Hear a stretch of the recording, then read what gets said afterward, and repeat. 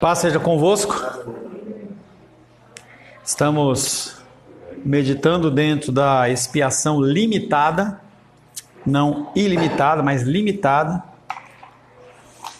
dentro das cartas paulinas, em especial dentro do texto de Romanos, em que o apóstolo Paulo ele explica de uma forma completa, perfeita e detalhada a condição do ser humano como um pecador, a condição de um homem que, morto nos seus delitos e pecados, ele não pode justificar a si mesmo, mas ele depende da escolha soberana de Deus. Falamos da propiciação real. Encosta a porta, por favor, aqui, Moisés, por favor. Falamos sobre a propiciação real. Falamos sobre a justificação real.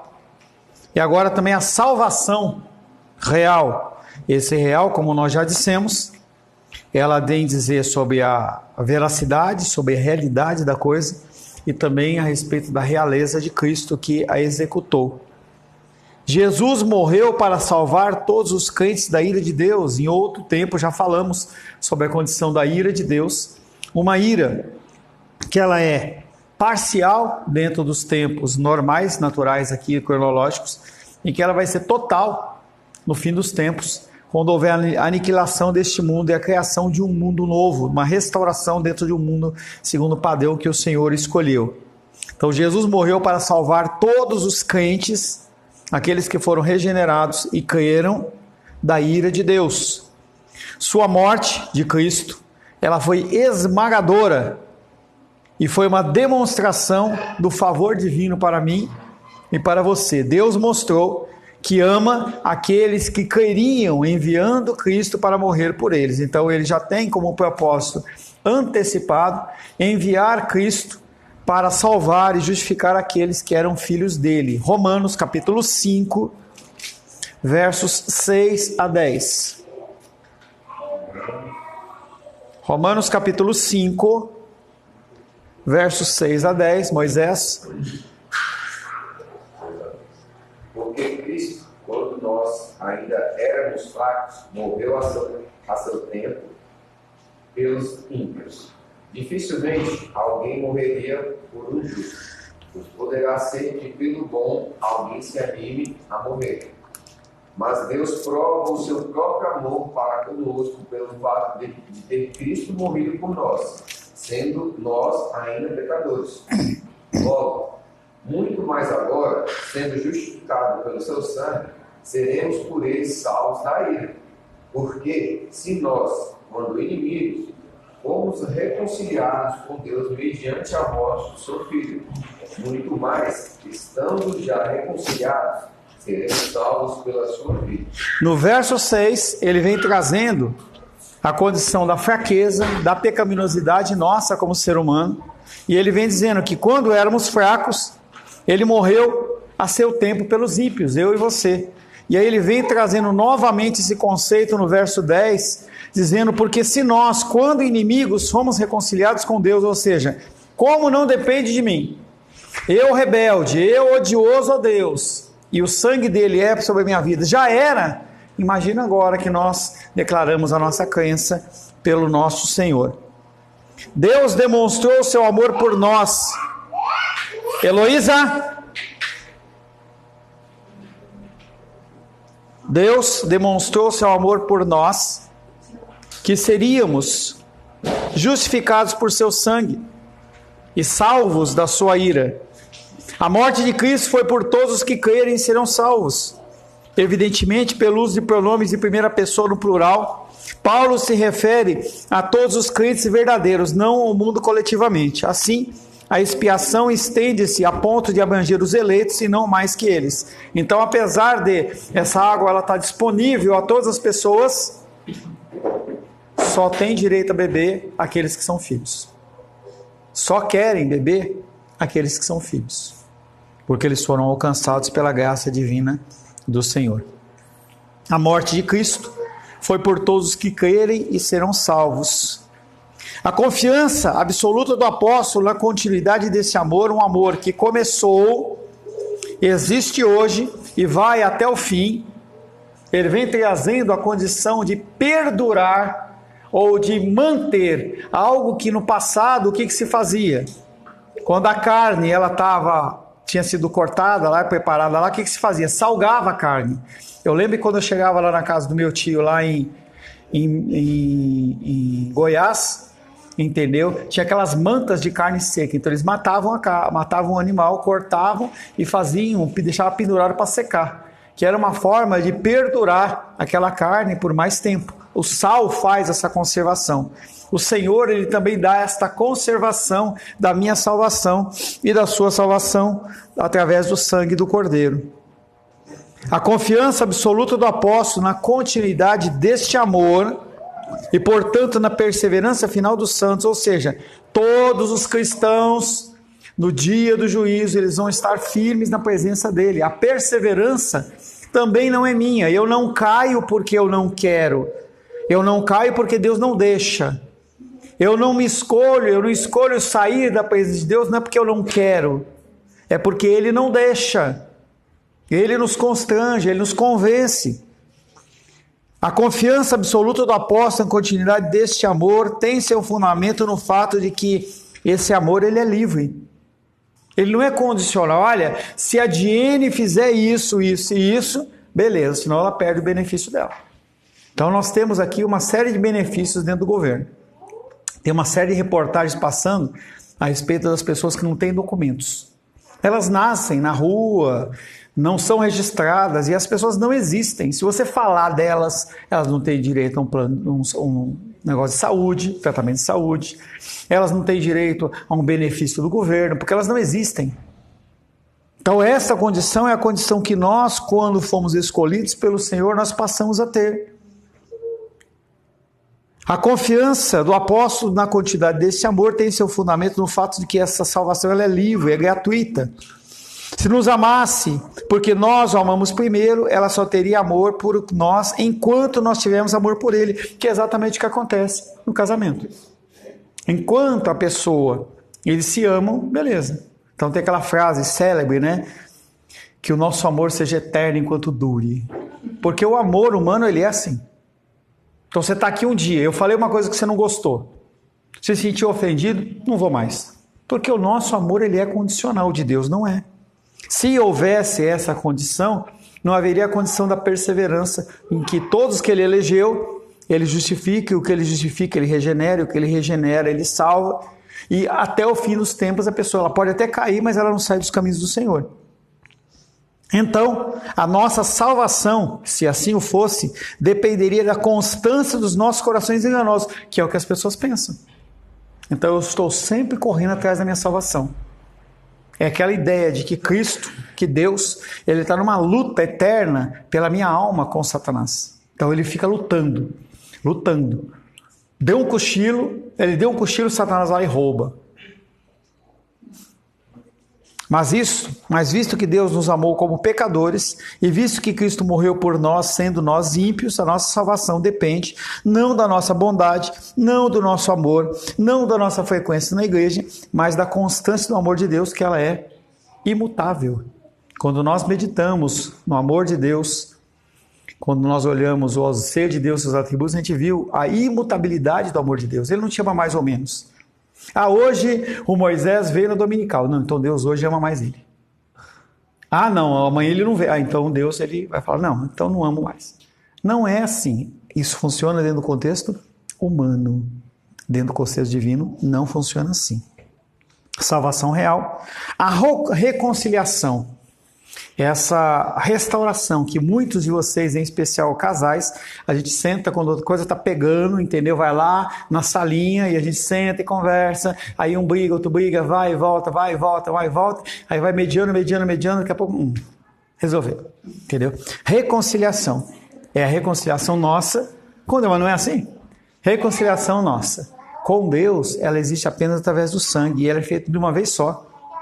No Antigo Testamento, toda vez tinha que matar o animal para haver a reconciliação. A partir do momento em que Cristo morre e ressuscita e você confessa Ele como Senhor e Salvador, você é realmente salvo. Agora não é hora disso. Você recebe o dom de Deus e você recebe um selo que ele não é tirado. Jesus morreu a fim de reconciliar com Deus todos os crentes, mencionados repetidamente como nós. Na cruz, os que creem foram verdadeiramente reconciliados com Deus. Romanos capítulo 5, versos 10 e 11.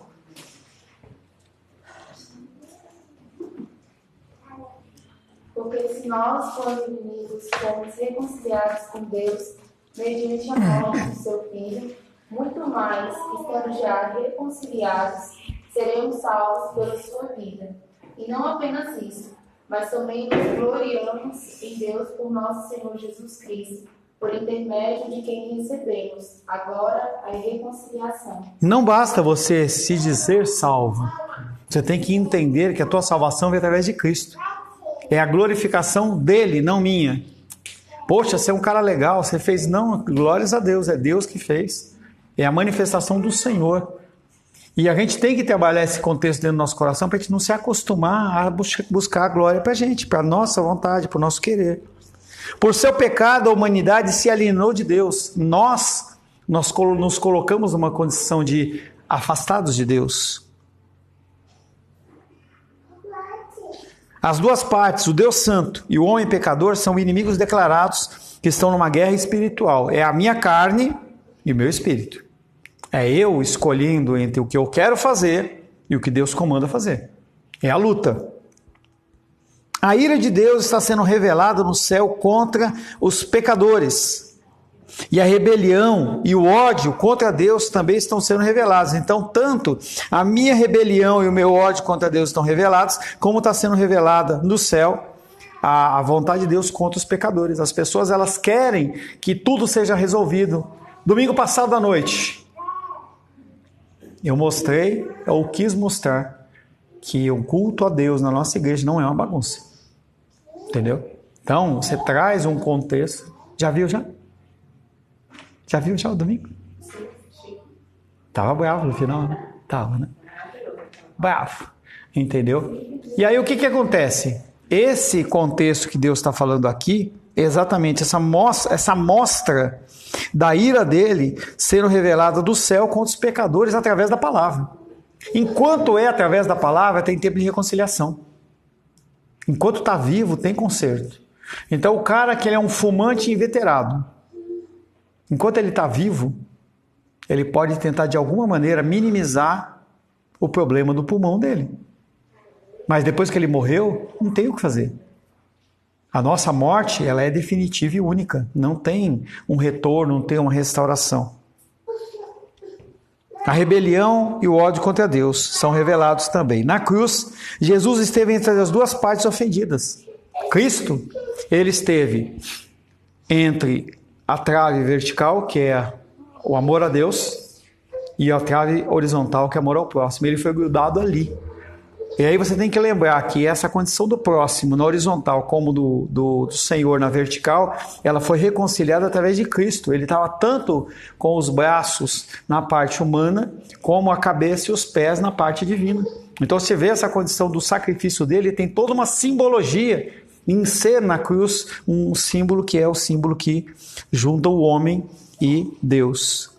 Na cruz, Jesus esteve entre duas partes ofendidas e reconciliou Deus com o homem e o homem com Deus. Uma real reconciliação ocorreu ali. Não uma reconciliação meramente possível, e novamente eu trago esse contexto. Não uma possibilidade, é uma definição. Imagina você trabalhar o mês inteiro sabendo que você vai ganhar seu salário e chega no fim do mês o cara fala assim, não, você não vai receber. Então as pessoas que entram em greve algumas vezes, poxa, o cara trabalhou, o cara prometeu, tal, não dá, não deu, não paguei. A indignação que é gerada no nosso coração.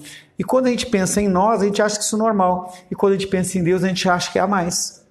Então Deus, ele não ia colocar Cristo na cruz simplesmente para ele poder dizer, eu quero. Eu já não quero não. Não estou com vontade. Não pode ser assim. Nem todos os homens são reconciliados com Deus mediante a morte de Cristo, somente os eleitos. Foi unicamente por esses que Cristo morreu, e nós temos falado isso em todo esse módulo, né?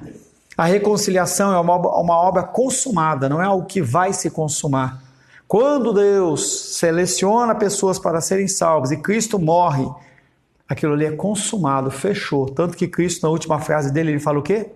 O que é isso? O Carlos trabalhava lá no restaurante, o cara chegava e falava assim para mim assim, vê o quê? A conta. Quando ele pagou a conta, acabou. O cara pode se levantar e ir embora, não é isso? Está consumado tem a ver com isso. Está feito, está pago, não há mais nada a ser feito. Paulo, não tem que pagar nada, ele não tem que fazer nenhum sacrifício. A reconciliação é uma obra consumada. Não é uma obra que está sendo continuamente realizada por Deus. É algo que foi realizado no passado. Deus não é somente o único agente, mas também o agente de uma ação concretizada perfeitamente. Ele foi feito pecado por nós, para que nós nos tornássemos justiça de Deus nele.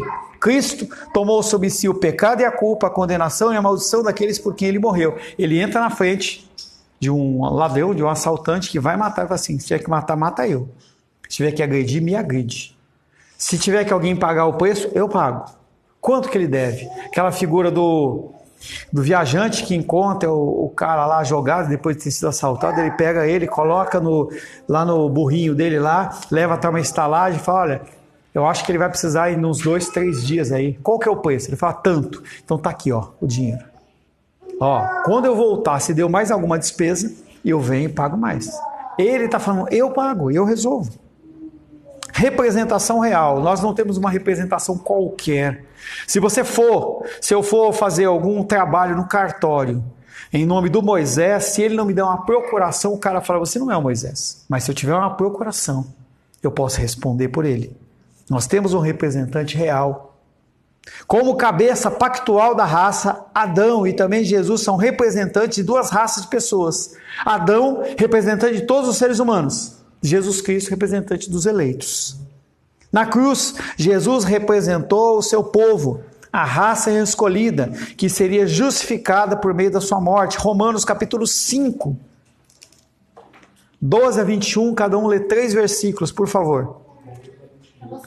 5, de 12 a 21, cada um lê 3 versículos. Portanto, assim, como por um só homem entrou o pecado no mundo, Adão, e pelo pecado a morte, assim também a morte passou a todos os homens, porque todos pecaram. Adão. Porque até ao regime da lei havia pecado no mundo, mas o pecado não é levado em conta quando não há lei. Entretanto, reinou a morte desde Adão até Moisés, mesmo sobre aqueles que não pecaram, à semelhança da transgressão de Adão, o qual prefigurava aquele que havia de vir. Carlos. Todavia, não é assim o dom gratuito, como a ofensa, porque se pela ofensa de um só morreram muitos, muito mais a graça de Deus. E o dom pela graça de um só homem, Jesus Cristo, por abundante sobre mim. O dom, entretanto, não é como um caso em que somente um pecou, porque o julgamento derivou de uma só ofensa para a condenação, mas a graça transcorre de muitas ofensas para a justificação. Se pela ofensa de um e por meio de um só reinou a morte, muito mais os que recebem a abundância da graça e o dom da justiça reinarão em vida por meio de um só, a saber, Jesus Cristo. Menise. Pois assim como por uma só ofensa veio o juízo sobre todos os homens para a condenação, assim também por um só ato de justiça veio a graça sobre todos os homens para a justificação da vida. Porque pela desobediência de um só homem, muitos se tornaram pecadores. Assim também por meio da obediência de um só, muitos se tornaram justos. Sobreveio a lei para que abundasse a ofensa, mas onde abundou o pecado, superabundou a graça. A fim de que, como o pecado reinou pela morte, assim também reinasse a graça pela justiça para a vida eterna mediante Jesus Cristo nosso Senhor. Então a gente vê claramente a condição de 2 povos, 2 líderes, 2 representantes. Adão sobre os pecadores, Jesus sobre os escolhidos e salvos. No início da história humana, Adão foi o cabeça de todas as pessoas que viveriam. Por um só ato de desobediência, Adão trouxe o pecado, a morte e a condenação à raça do mundo. Por outro lado, Cristo é o representante de outra raça de pessoas, uma raça escolhida. 1 Pedro 2,9.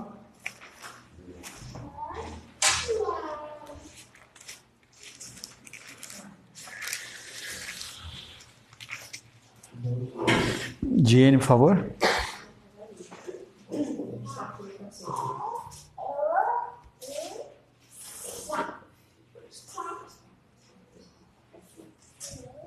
Vós, porém, sois raça eleita, sacerdócio real, nação santa, povo de propriedade exclusiva de Deus, a fim de proclamardes as virtudes daquele que vos chamou das trevas para a sua maravilhosa luz.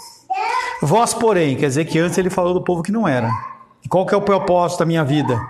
Proclamar as virtudes de Deus daquele que nos chamou das trevas para a sua maravilhosa luz. Ou seja, viver segundo a orientação do Espírito Santo. Com um só ato de obediência, ele preparou e dispôs a dádiva da graça, que traz a justificação para o seu povo. Através de um ato, ele determina, a partir da morte de Cristo, tudo isso resolve. De acordo com Paulo, Jesus ocupou o lugar de toda a raça escolhida por Deus. Alguém tinha que pagar, ele decide pagar.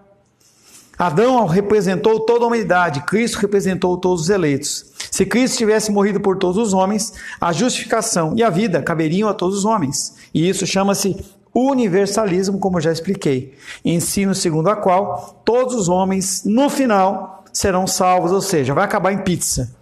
Mas Cristo morreu específica e exclusivamente por todos os que recebem, os que realmente receberam ou receberão a sua justiça. Em algum momento, eu e você temos que tomar uma decisão real por Cristo. Estar na igreja não é você ser de Cristo. Você tem que tomar uma decisão pessoal. Então a gente tem os jovens, as pessoas que vêm, em algum momento, os nossos pequenos, eles vão ter que falar, eu aceito, eu quero isso. Não ficar aqui porque está na marra, porque a mãe está segurando. Em algum momento a pessoa vai ter que falar, eu quero ficar, eu vou fazer. Com base nos atos de um, muitos são constituídos ou pecadores ou justos. Adão é o cabeça representativo, como também a raiz física de todos, e todos pecaram e caíram quando ele pecou, inclusive eu e você. Ele é o nosso representante até que Cristo entre nas nossas vidas. Quando a gente vê a figura de... não é Esther. Sara e o... qual o pai de Davi? O avô de Davi? Jessé. Não. Esther. Não, Esther é rainha. Ruth... não, Ruth... Boaz. Então, Boaz, quando ele vai resgatar... então, aquela família tinha saído dali, a Noemi com Orfa e Ruth saíram, morrem os homens, eles voltam para cá. Alguém tinha que cuidar. Então, Boaz, quando conhece Ruth, ele fala, eu quero ser o seu resgatador, mas tem um antes de mim, que ele era mais ligado na linhagem da família. Aí ele chega para ele e fala assim, você quer ser? Ele falou, quero. Eu quero. Ah, mas se você for, lembre-se que o filho que vier dela não é seu. Aí ele pensa, opa, pera um pouquinho, ao invés de dividir os prêmios, né, o negócio, então não quero, né? Então eu sou. Boaz, ele fala assim, eu sou o resgatador. Então, nesse momento, é como Jesus Cristo, ele vem sobre esse povo ímpio e ele pega aqueles que o Pai escolheu e ele fala assim, eu sou o resgatador. Para ele ser o resgatador, ele vai ter ônus, ele vai ter gasto, ele vai ter despesas, que foi exatamente o sacrifício dele na cruz.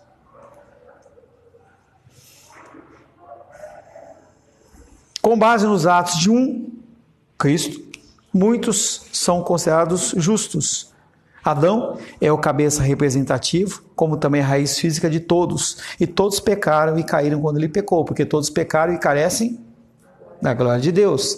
Em contraste, pela obediência de um só homem, Jesus Cristo, aqueles que Cristo representa são feitos justos nele. Por isso que, quando você decide mudar a sua vida, a influência nas outras gerações que vão vir, não necessariamente sanguineamente a você, ela é por 1000 gerações.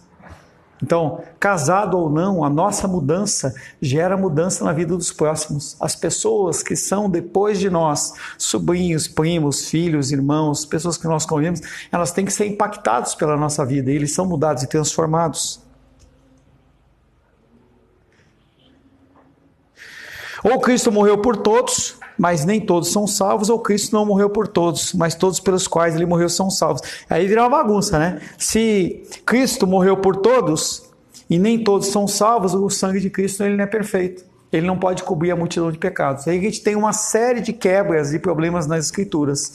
As Escrituras ele é um grande quebra-cabeça, de um monte de peça. Quando essa peça não encaixa direito, todo quebra-cabeça ele fica ainda por montar.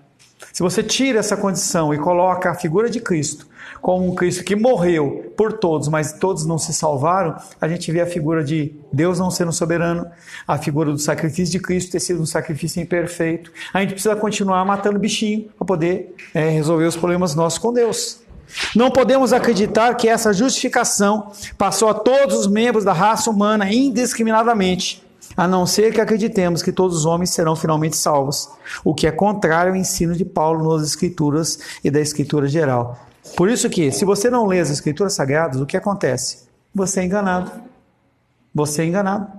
E aí você começa a achar. A Rô estava falando lá de uma seita, ela é conhecida já, né? Mas os caras, eles colocam a figura de um cara, que sempre é assim, né? As heresias e as seitas nascem dessa maneira. Um cara de uma maneira sozinho, sem nenhuma testemunha, ou porque estava dormindo ou acordou, ou teve um nirvana, ou ele pegou e fumou uma maconha e ficou doidão, ou estava num monte, alguma coisa aconteceu, ele recebe uma revelação. Só ele. Só ele. Só ele recebeu. Então, como só ele recebeu, ele é o canal de todas as bênçãos. É por isso que muitas igrejas elas se alicerçam nessa condição.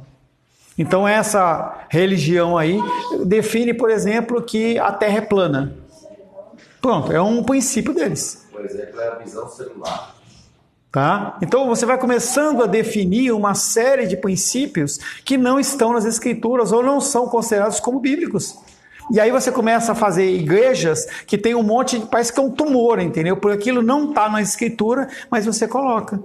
A igreja acredita em Deus como Salvador, louva ao Senhor e tudo mais, mas ainda acha que Deus não é soberano porque eu posso escolher. Não podemos acreditar que essa justificação passou a todos os membros da raça humana, a não ser que acreditemos que no final todos os homens sejam salvos. E aí isso é contra as Escrituras, que é o que as pessoas fazem. O que elas fazem? Elas param de ler certos versículos, elas param imprimem inclusive Bíblias sem aqueles versículos. Então a cultura homossexual gera a Bíblia homossexual em que todos os versículos que falam sobre homossexualismo eu tiro. Aí eu fico com uma escritura conformada àquilo que eu quero. Romanos 12:2 fala, não se conforme com o mundo. Aí o que eles fazem? Eles conformam a Bíblia ao mundo. Aí eles não ficam fora. O cara, você vai procurar um versículo desse numa Bíblia dessa pessoa, ela não encontra. Você vai lá na Bíblia do Testemunho de Jeová, está lá assim, no princípio era o verbo, e o verbo estava com Deus, e o verbo era um Deus. Pronto, matou. Um Deus. Na versão que eu tenho do Testemunho de Jeová, era um Deus. Ou como um Deus, não faz diferença. Entendeu? Você tira a divindade de Cristo só colocando uma palavrinha ali a mais. E aí você cria toda uma doutrina em cima daquilo. Representação real e a nossa libertação, o livramento, a nossa salvação, ela também é real. Ela é algo que ela é verdadeira e é feita através do nosso Salvador. Paulo ensinou que Cristo foi entregue à morte para livrar do pecado pessoas que ele escolheu, Deus Pai.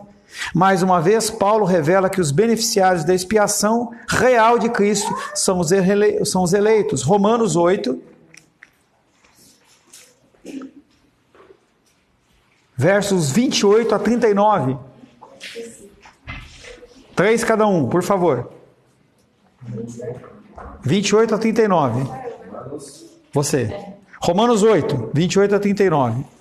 Sabemos que todas as coisas cooperam para o bem daqueles que amam a Deus, daqueles que são chamados segundo o seu propósito.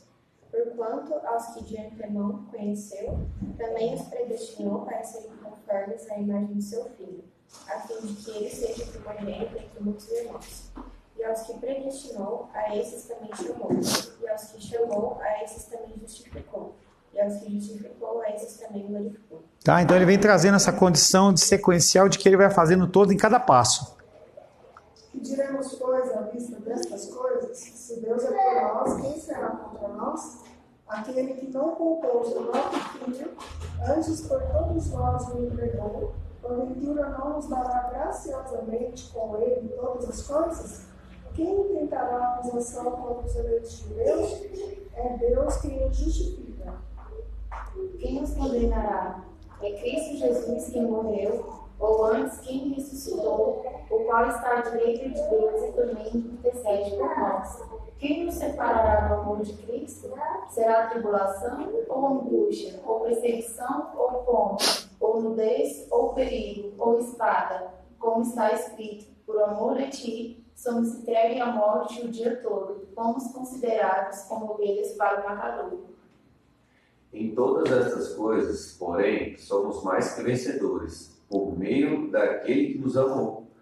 Porque eu estou bem certo de que nem a morte, nem a vida, nem os anjos, e nem os principados, nem as coisas do presente, nem do porvir, nem os poderes, nem a altura, nem a profundidade, nem qualquer outra criatura poderá separar do amor de Deus que está em Cristo Jesus nosso Senhor. E aí o central aqui, verso 37, destacando em todas essas coisas, porém, somos, presente, mais que vencedores. Não é por mim, mas é por meio daquele que nos amou.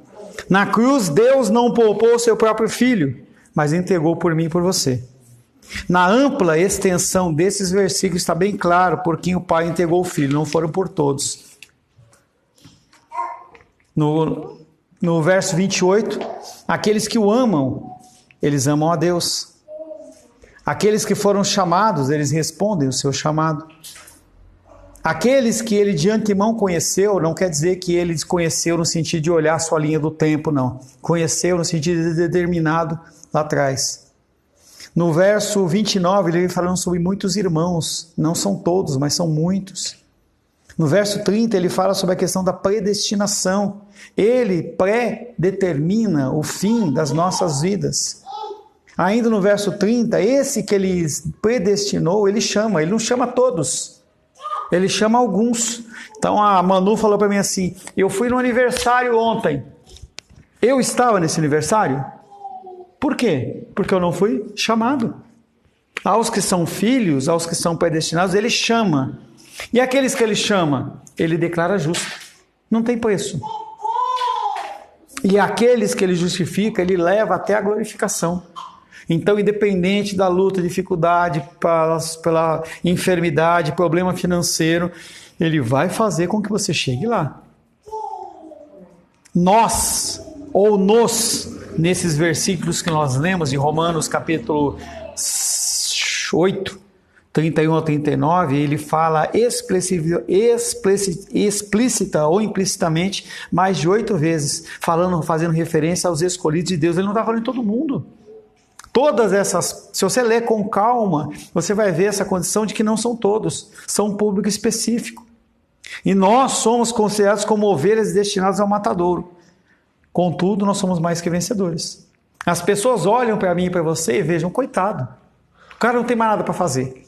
Em vez de estar em casa, em vez de estar correndo, a gente estava vindo aqui, quando a gente vem, a gente passa lá os caras correndo, fazendo exercício, né? E coloca lá, eu olhei assim, estava meio friozinho de manhã, o cara sem camisa, eu falei, pô, que vigor, né?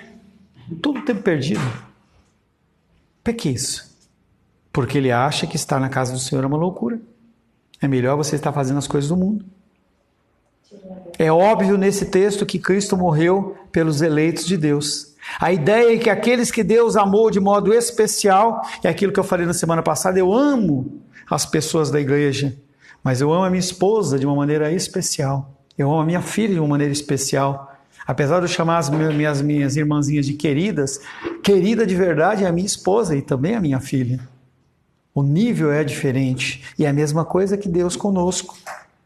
A ideia é que aqueles que Deus amou de modo especial e por amá-los dessa forma distinguiu, selecionou do resto da eternidade. Ele fala, eu separo os ovelhas dos bodes.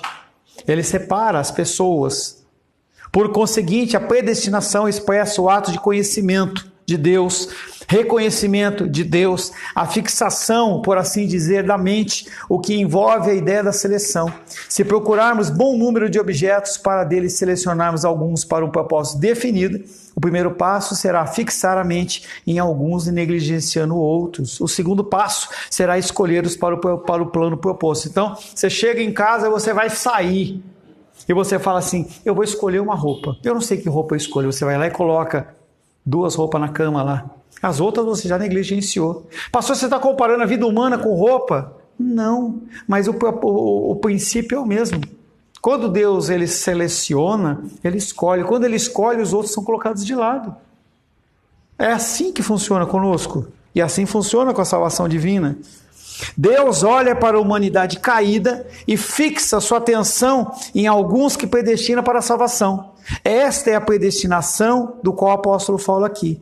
É conhecer, fixar-se naqueles que hão de ser predestinados ou selecionados para serem conformes à imagem de Deus. Então, nós como pais, nós temos isso muito, muito sensivelmente. Já dei esse exemplo e dou de novo. Esther, num dia de sol, está num parque. E a Manu está correndo de um lado para o outro, brincando, não sei o quê, um monte de criança. Toda vez que a Manu fala, mãe, mãe, mãe, você vai atendê-la? Senão você fica louca. Mas quando você vê que é uma coisa séria, um choro, alguma coisa, o que você faz?